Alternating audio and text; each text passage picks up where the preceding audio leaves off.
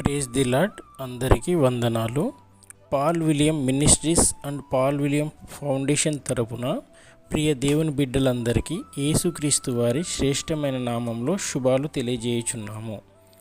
Paul William ministries and Paul William foundation తరపున ఈరోజు చిన్న విజ్ఞప్తితో దేవుని బిడ్డల ముందుకు రావడం జరుగుతుంది. అది ఏమిటనగా, ఈరోజు నుండి మన Paul William ministries and Paul William foundation తరపున జరుగుతున్న విజ్ఞాపన ప్రార్థనలలో ప్రతిరోజు 2 లేదా 3 సామాజిక అంశాలను ప్రధానంగా తీసుకొని మరి ఆ అంశాల గురించి ప్రార్థన చేసుకుని చివరిలో మన అందరి కుటుంబాల గురించి, మన అవసరతల గురించి ప్రార్థన చేసుకుందామని పెద్దల సలహాతో నిర్ణయించడం జరిగింది. సామాజికంగా మనం గమనిస్తున్న 2 లేదా 3 అంశాలను ప్రధానంగా తీసుకుందాం.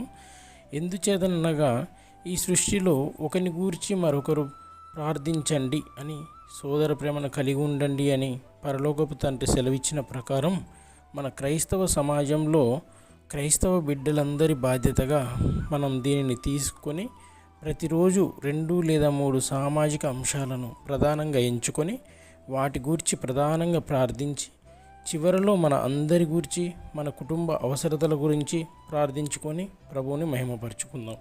దయచేసి దేవుని బిడ్డలు ఎవ్వరూ దీనిని తప్పుగా భావించకుండా సమాజం గురించి ప్రార్థించడం మన క్రైస్తవ బిడ్డలందరి బాధ్యతగా దీనిని భావించి మీ సహాయ సహకారాలు అందించగలరని మనవి.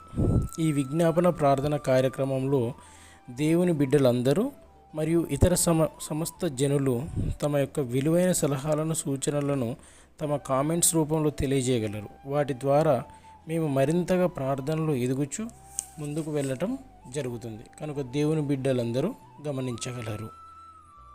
కృతజ్ఞతలు.